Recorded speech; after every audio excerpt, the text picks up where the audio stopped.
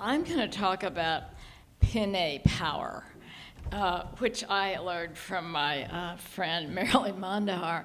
And she came over as a domestic violence survivor. She had to leave her country to survive, brought her 2 little boys over. So she is a fearless advocate on that issue. And she chairs the Friends of the San Francisco Commission on the Status of Women, which means that she has put together this stellar group of women that raise money for the commission so that they can do things that aren't in the city budget.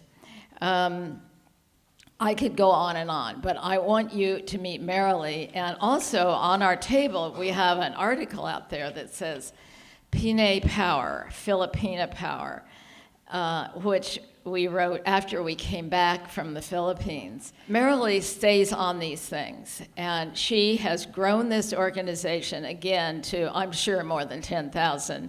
So it is my personal and professional pleasure to give a Circle of Courage Award to Marilee Mondejar.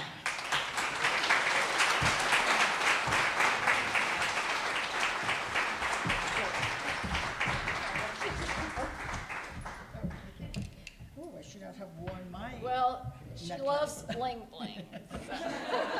So you made a bling bling for me. Whoa. Thank you, Marilyn.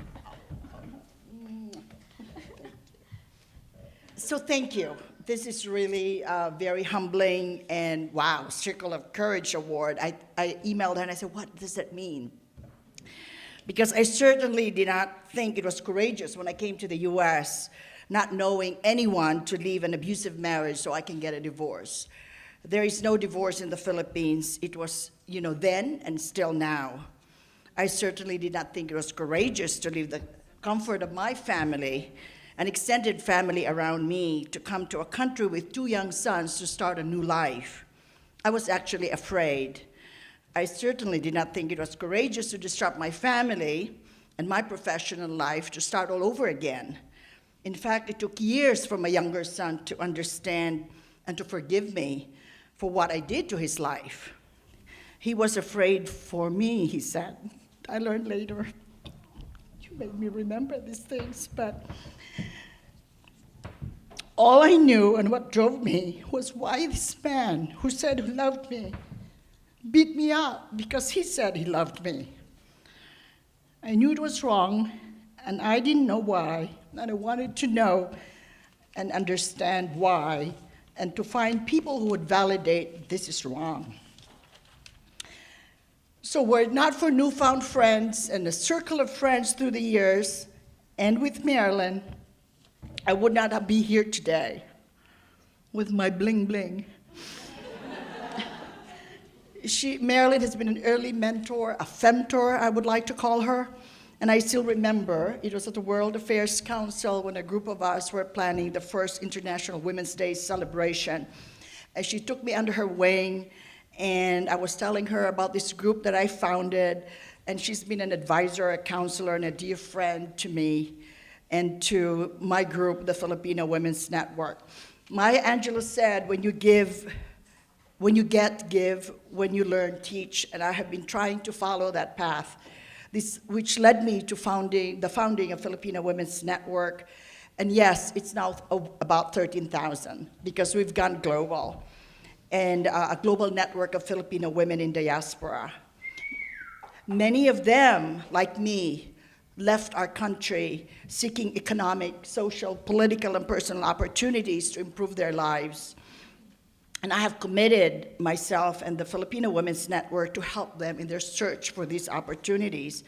But I've always wondered why thousands of women leave their families, leave the country for other places, disrupting their lives.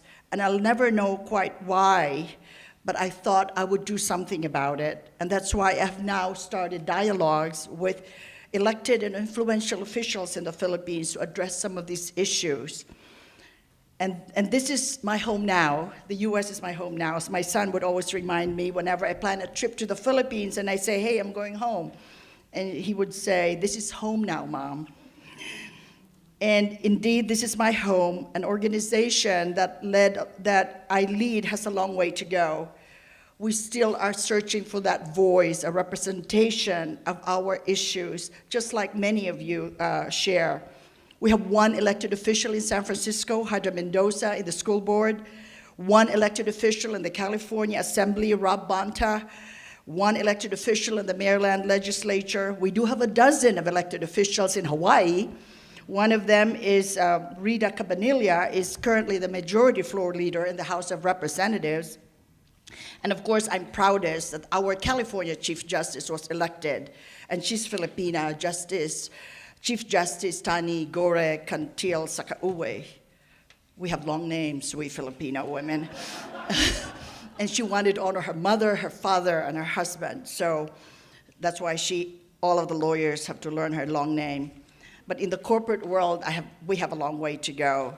So my work is cut out. Thank you for reminding me all the time, Marilyn, and for being with me all these years, because this award will remind me, and it will always represent the voice of my mom, the first feminist I ever knew, that voice that I always hear, that don't depend on anyone else for your livelihood.